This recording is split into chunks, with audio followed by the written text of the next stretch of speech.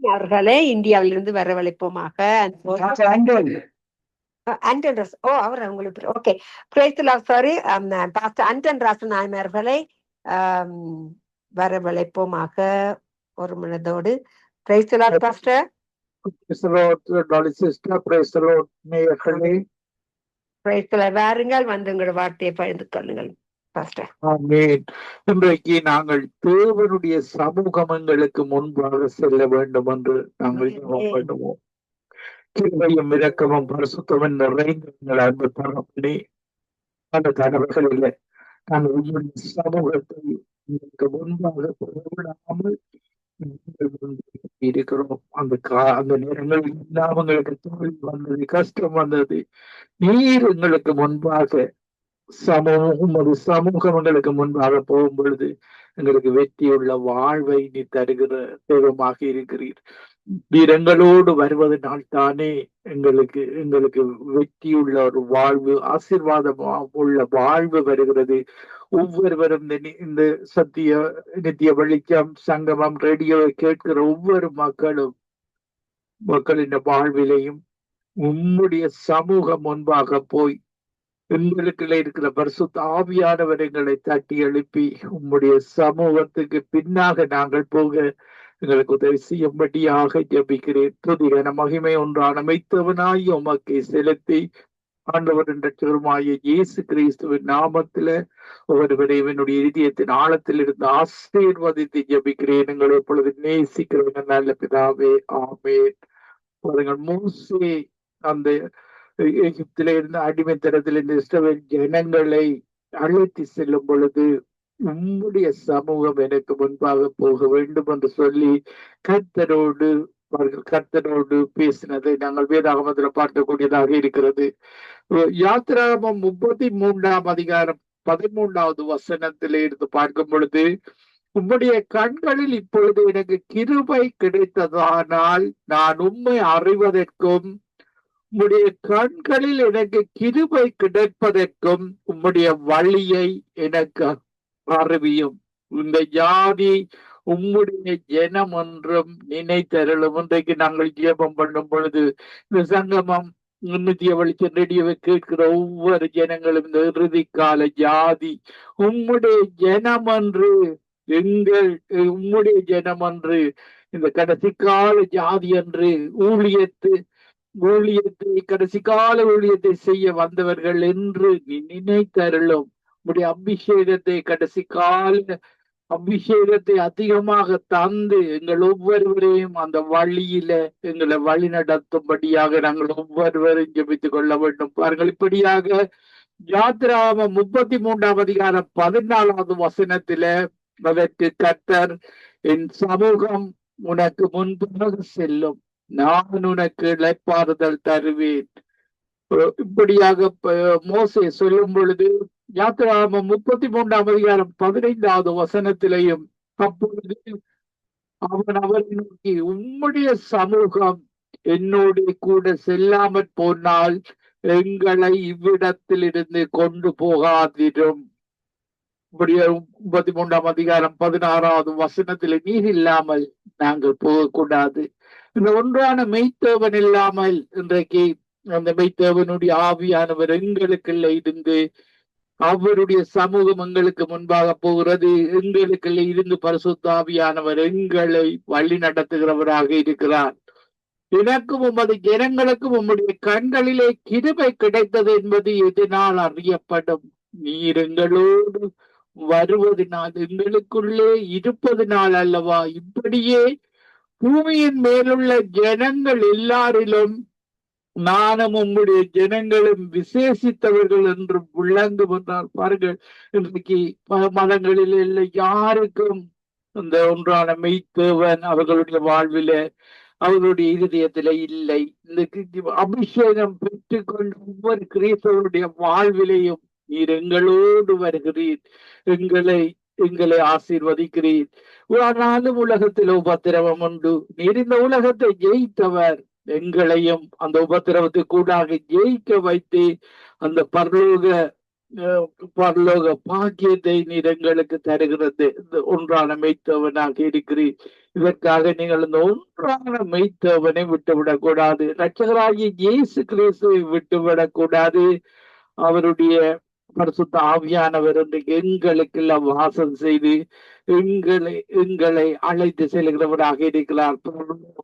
அவருடைய வருகை வரைக்கும் அவர் வந்து எங்களை அவருடைய ராஜ்யத்துல சேர்க்கும் வரைக்கும் அவர் எங்களை வழி நடத்துகிற தெய்வமாக இருக்கிறார். அவர் பரிசுத்த ஆவியானவர் இயேசுவை ரிப்ரசன்ட் பண்ணுகிறவராக, நானே வழியும் சத்தியமும் ஜீவனுமாக இருக்கிறேன், என்னாலே அல்லாமல் ஒருவரும் பிதாவிடத்தில் அந்த பரலோகத்துக்கு அந்த வைகுந்தத்துக்கு போக முடியாது, அவர் எங்களை அந்த வைகுந்தத்துக்கு பரலோகத்துக்கு அழைத்து செல்கிறவனாக இருக்கிறார்.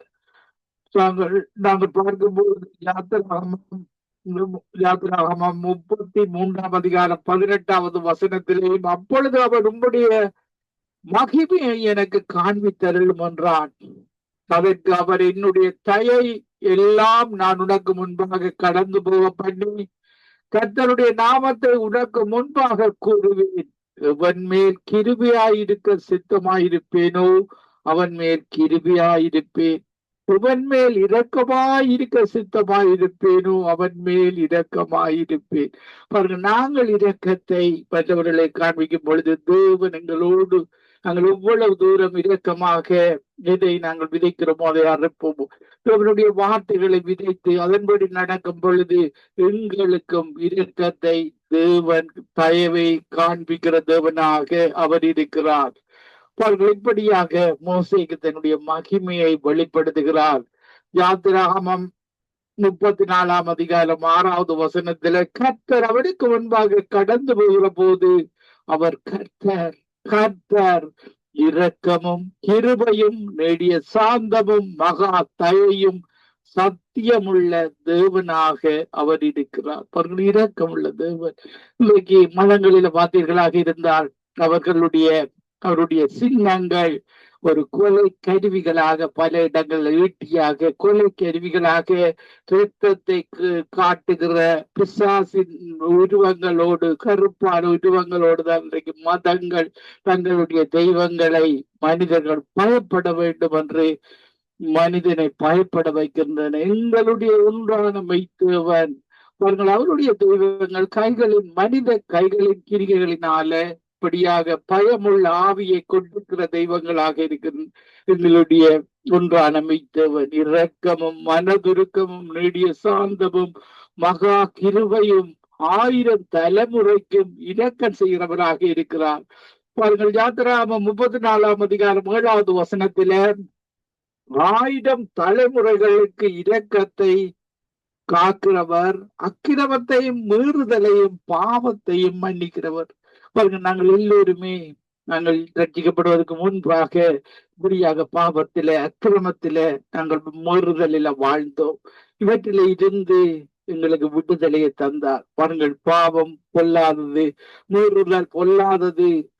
இப்படியாக குற்றவாளியை குற்றமற்றவனாக விடாமல் பிதாக்கள் செய்த அக்கிரமத்தை பிள்ளைகளிடத்திலும் பிள்ளைகளுடைய பிள்ளைகளிடத்திலும் 3ஆம் 4ஆம் தலைமுறை மட்டும் விசாரிக்கிறவர் என்று கூறினார். பாருங்கள், ஒரு தகப்பன் அவனுடைய சந்ததியில இன்றைக்கு மதங்களில நீங்கள் வாழ்வீர்களாக இருந்தால், இந்த ஒன்றான மெய்த்தவனுக்கு விரோதமாக வாழ்ந்தீர்களாக இருந்தால், நீங்கள் பணத்தை உழைக்கலாம், தவறான வழியில தவறான வாழ்வுக்கூடாக நீங்கள் பணத்தை உழைக்கலாம். ஆனால் அவ்வாறு எங்களுடைய மெய்த்தேவன் அதுல இருந்து மன்னிப்பை பெற்றுக் கொள்ள வேண்டும். அவர் இரக்கம் உள்ளவர், மன்னிக்கிறதற்கு தயப்படுத்திய தேவன். அவரிடத்தில் நீங்கள் மன்னிப்பை பெற்றுக் கொள்ளாவிட்டால் பாருங்கள், அவர் 3ஆம் 4ஆம் தலைமுறைக்கும் அவர் விசாரிக்கிற தேவனாக இருக்கிறார். பாருங்கள், சில குடும்பங்களில நாங்கள் பார்த்தால் ஒரு சாபம் இருப்பதை நாங்கள் இந்த குடும்பத்தில ஒரு பிள்ளைக்கு ஒரு நடக்க முடியாத இருந்தால், அந்த குடும்பத்துல சில குடும்பங்கள்ல பார்த்தால் அவர்கள் 2-3 பிள்ளைகள் இப்படி நடக்க முடியாதவர்களாக பிறப்பார்கள். சாபம், பாரம்பரிய சாபங்களாக இருக்கிறது. இப்படியான குடும்பங்கள் இருக்கிறவர்கள் இயேசு கிறிஸ்துவிடத்துல வரும்பொழுது இயேசு கிறிஸ்து தான் அந்த சாபத்தை ஆசீர்வாதமாக மாற்றுகிற தெய்வமாக இருக்கிறார். அந்த ஒன்றான மெய்த்தேவனை இரட்டையராகிய இயேசு கிறிஸ்துவை நீங்கள் விட்டுவிடக் கூடாது.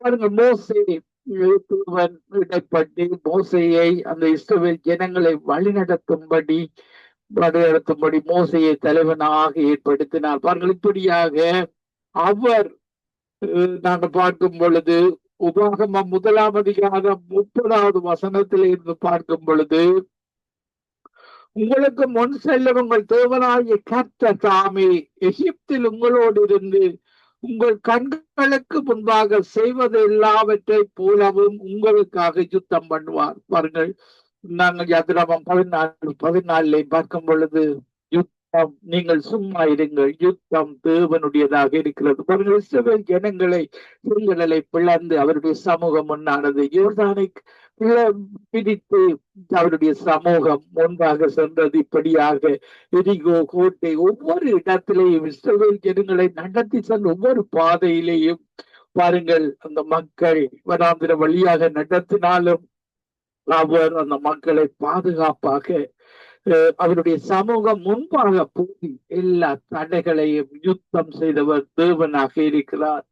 பாருங்கள், இந்த தீமையான மத வழிபாடுகள் உள்ள மக்களை, இந்த பாவத்தில தொடர்ந்து மறந்திருக்கிற மக்களை அவர் தண்டித்து அந்த வனாந்திர பாதையூடாக வழி நடத்தினால் அவர் இரக்கமுள்ள தேவன். மனம் திரும்பாத பட்சத்துல தொடர்ந்து நீங்கள் இன்றைக்கு பிசாசின் வழியில, மதத்தின் வழியில தொடர்ந்து வாழ்வீர்களாக இருந்தால் இயேசு உங்களுடைய இருதயத்தை அறிகிறவராக இருக்கிறார். பாருங்கள், எங்களுக்கு சதையான இருதயத்தை தருகிறார், அவருடைய பரிசுத்த ஆவியை தருகிறார். அந்த 9 விதமான நல்ல குணங்களையும் 9 விதமான வரங்களை தந்து அவர்களை வழி நடத்துகிறவராக இருக்கிறார். பாருங்கள், இப்படித்தான் அவர்கள் இஸ்ரவேல் ஜனங்களை அவர் வழி நடத்தி சென்றதை நாங்கள் உபாகமம் 1 அதிகாரம் 31வது வசனத்துல பார்க்கும் பொழுது, ஒரு மனிதன் தன் பிள்ளையை சுமந்து கொண்டு போவது போல நீங்கள் இவ்விடத்திற்கு வருகிற வரைக்கும் நடந்து வந்த வழிகள் எல்லாவற்றிலேயும்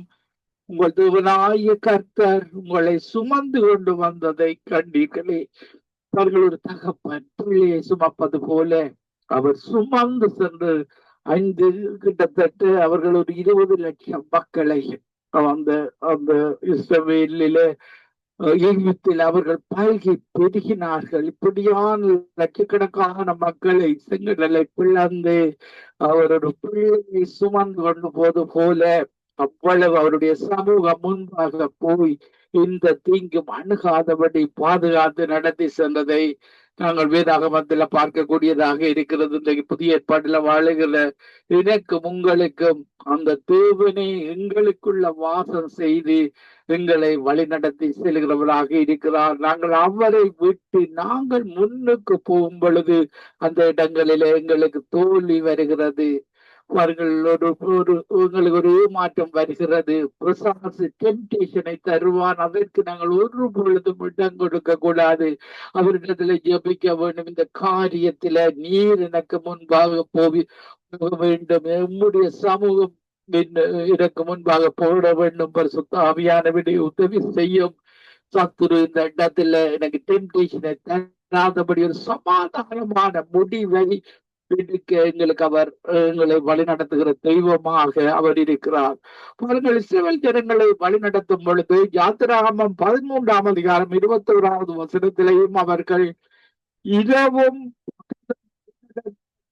படிக்க கர்த்தர் பகலில் அவர்களை வழிநடத்த மிருக ஸ்தம்பத்திலும் இரவில் அவர்களுக்கு வெளிச்சம் காட்ட அக்கினி ஸ்தம்பத்திலும் அவர்களுக்கு முன் சென்றார். பாருங்கள், பார்வோன் சேனைகள் தொடர்ந்து வருகிறது.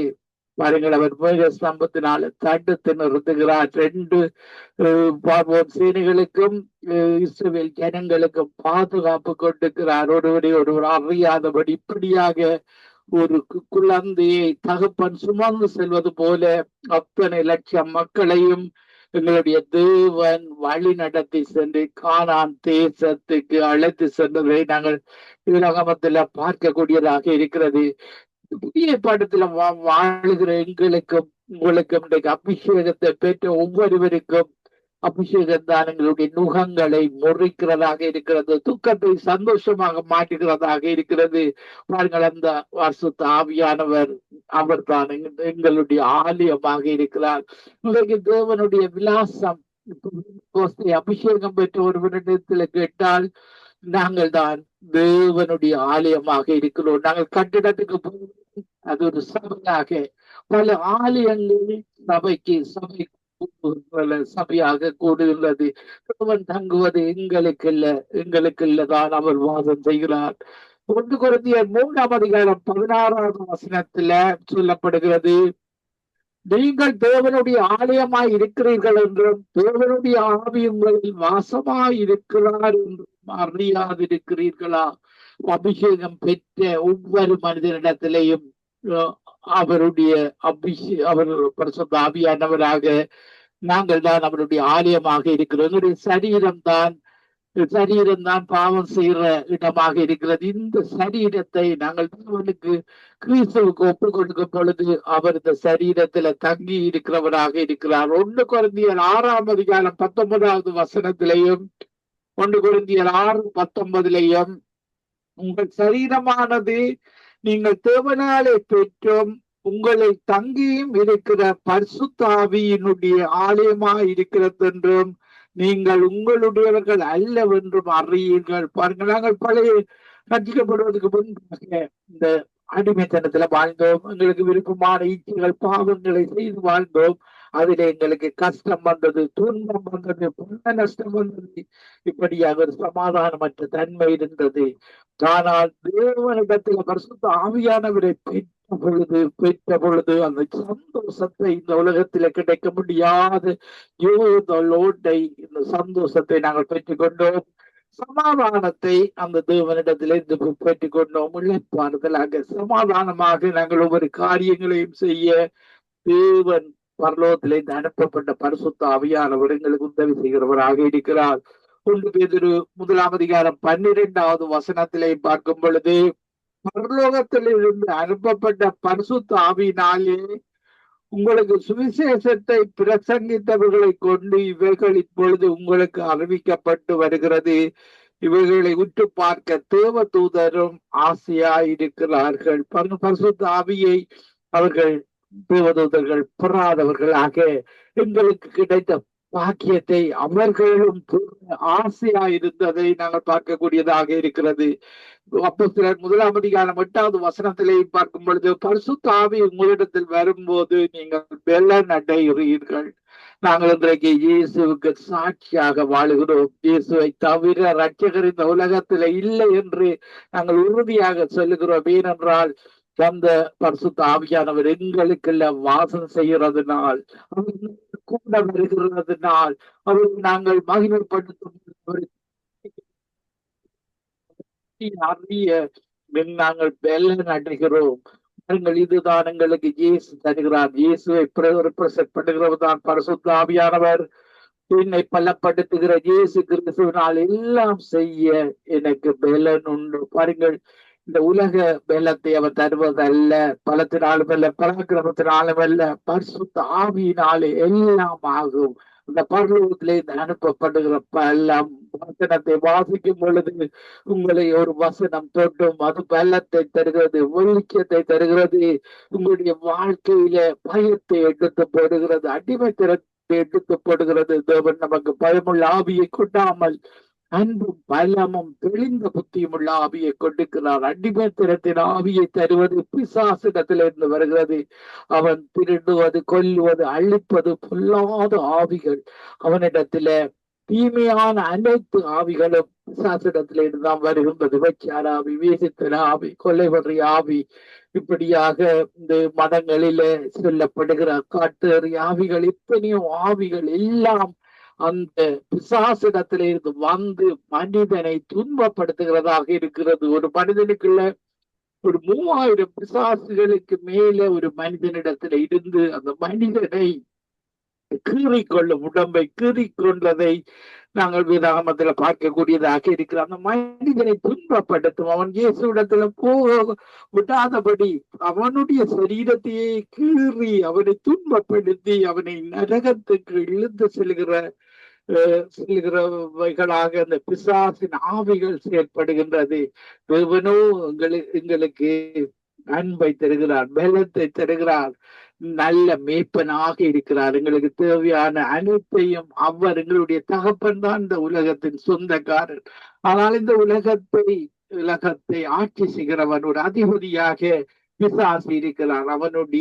அவனுடைய அநியாயம்தான் அவனுடைய வழிகளாக இருக்கிறது. இயேசுவிடத்துல வரும் பொழுது அந்த நீதியான வாழ்வு, அன்பான வாழ்வு, ஆசீர்வாதமான வாழ்வு, தீமைகளுக்கு எதிர்ப்பு நிற்கிற வாழ்வை அவர் எங்களுக்கு தருகிறார். பாருங்கள், நாங்கள் பார்க்கும் பொழுது உலகத்தில் உபத்திரவம் உண்டு.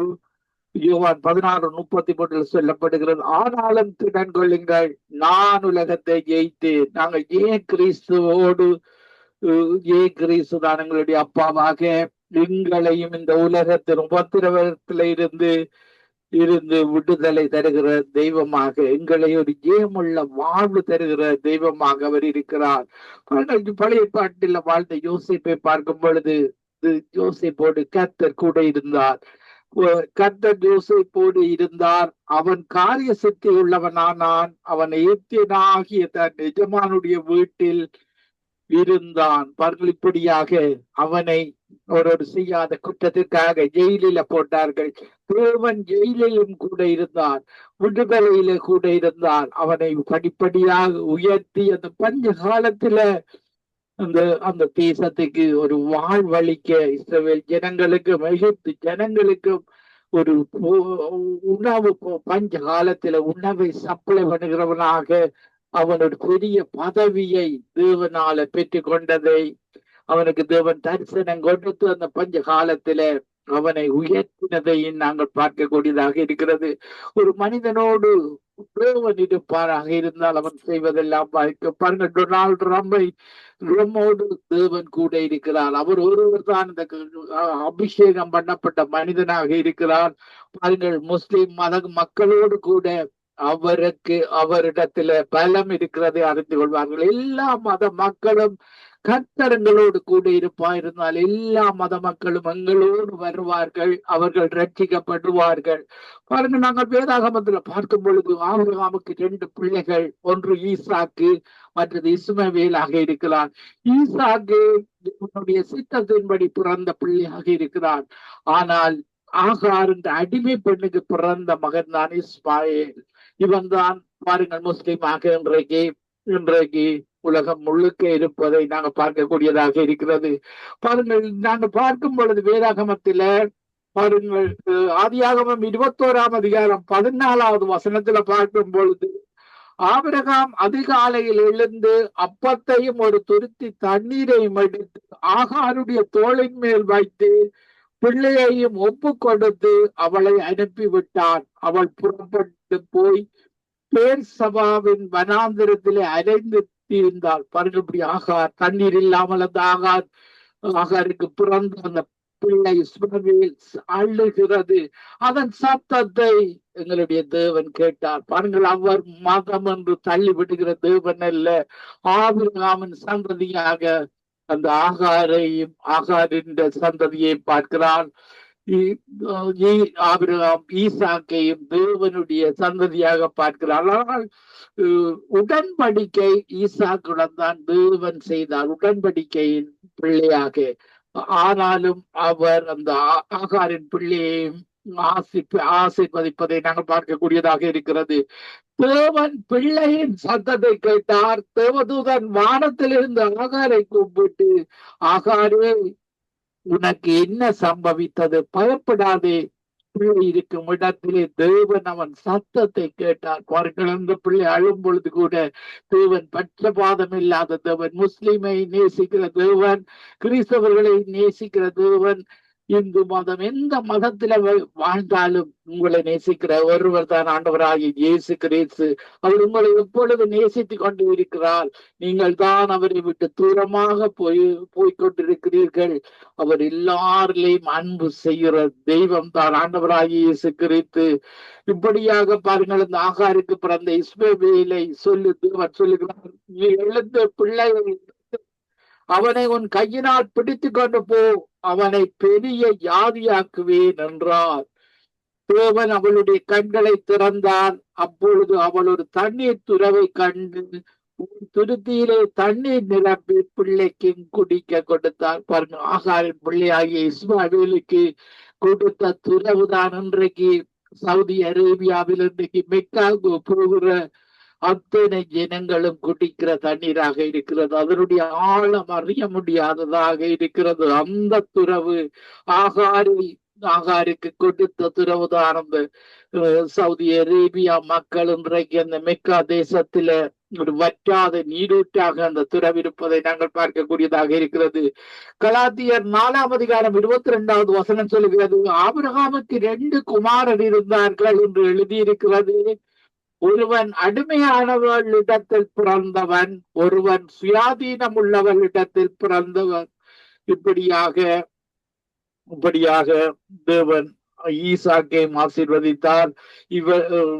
இஸ்மாவேல் சந்ததியையும் பெரிய ஜாதியாக்கி அவர்களையும் ஒரு சமூகமாக ஆசீர்வதித்ததை நாங்கள் பார்க்கக்கூடியதாக இருக்கிறது. பாருங்கள், நாங்கள் பார்க்கும் பொழுது அடுத்ததாக யோசுவாவோடு கூட இருந்தார். யோசுவாவோடு தேவன் கூட இருக்கும் பொழுது அவனுக்கு வெற்றியை கொடுத்தார், யுத்தத்துல வெற்றி. யோசுவா 6:27 வசனத்தில் இவ்விதமாய் கர்த்தர் யோசுவாவோடு கூட இருந்தார், அவன் கீர்த்தி தேசமங்கும் பரம்பிட்டு. அவர்கள் யோசுவாவுக்கு யோசுவா 1 சொல்லுகிறார், இந்த நியாயப்பிரமாண புஸ்தகம் உன் வாயை விட்டு பிரியாதிருப்பதாக, இதில் எழுதியிருக்கிறவர்களின் படியெல்லாம் நீ செய்ய கவனமாயிருக்கும்படி இரவும் பகலும் அதை தியானித்துக் கொண்டிருப்பாயாக. அப்பொழுது நீ உன் வழியை வாய்க்க பண்ணுவாய், அப்பொழுது புத்திமானாய் நடந்து கொள்ளுவாய். இன்றைக்கு இந்த நித்திய சங்கமம் ரேடியோவை கேட்டுக்கொள்கிற மகனே மகளே, இந்த தேவனுடைய வார்த்தை ஆதியிலே வார்த்தை இருந்த வார்த்தை தேவனிடத்துல இந்த வார்த்தை தேவனாக இப்படியான வார்த்தையான தேவனை இரவும் பகலும் நீங்கள் தியானித்துக் கொண்டிருப்பீர்களாக இருந்த உங்களுடைய வாழ்க்கையும் தேவன் உங்களை விட்டு விலக மாட்டார். நான் உன்னோடு யோசுவாவோடு கூட இருந்தது போல எங்களுடைய வாழ்விலையும் எங்களோடு கூட இருக்கிற தேவனாக இருக்கிறார். இப்படியாக எங்களை ஆசீர்வதிக்கிற தேவனாக அவர் இருக்கிறார். இப்படியாக நீ உயிரோடு இருக்கும் நாளெல்லாம் உனக்கு முன்பாக எதிர்த்து நிற்பதில்லை. நான் மோசையோடு இருந்தது போல நான் உன்னோடு இருப்பேன், நான் உன்னை விட்டு விலகுவதும் இல்லை, உன்னை கைவிடுவதும் இல்லை. இப்படியாக தாவீதோடு கூட இருந்தார். இப்படியாக புதிய ஏற்பாட்டுல பார்க்கும் பொழுது பாருங்கள், சிமியோன், நாங்கள் லூக்கா 2:25 வசனத்துல பார்க்கும் பொழுது, அப்பொழுது சிமியோன் என்ற பெயர் கொண்டு ஒரு மனுஷன் எருசலேமில் இருந்தான். அவன் நீதியும் தேவ பக்தியும் உள்ளவனாயும் இஸ்ரவேலின் ஆறுதல் வர காத்திருக்கிறவர்களாயும் இருந்தான். அவன் மேல் பரிசுத்தாவி இருந்தார். இன்றைக்கு சிமியோனோடு இருந்த பரிசுத்தாவியானவர் இன்றைக்கு எங்கள் ஒவ்வொருவரோடும் அபிஷேகம் இருக்கிறவனாக இருக்கிறார். அவர் எங்களை வழி நடத்துகிறவராக இருக்கிறார். நான் ஒரு சிறிய பாடலை பாடி உங்களுக்காக அந்த பரிசுத்தாவியானவர்களை ஆசீர்வதிக்கும்படியாக நான் உங்களுக்காக ஜெபிக்கிறேன். நான் பரிசுத்தாவியானவர்களோடு கூட இருந்து எங்களை வழி நடத்துகிறார் என்றோடு உறுதியோடு அவருடைய சித்தத்தை செய்ய எங்களுடைய வாழ்வை ஒப்புக் கொடுப்போம். எங்களுக்குள்ளே வாசம் செய்யும் ஆவியானவரே,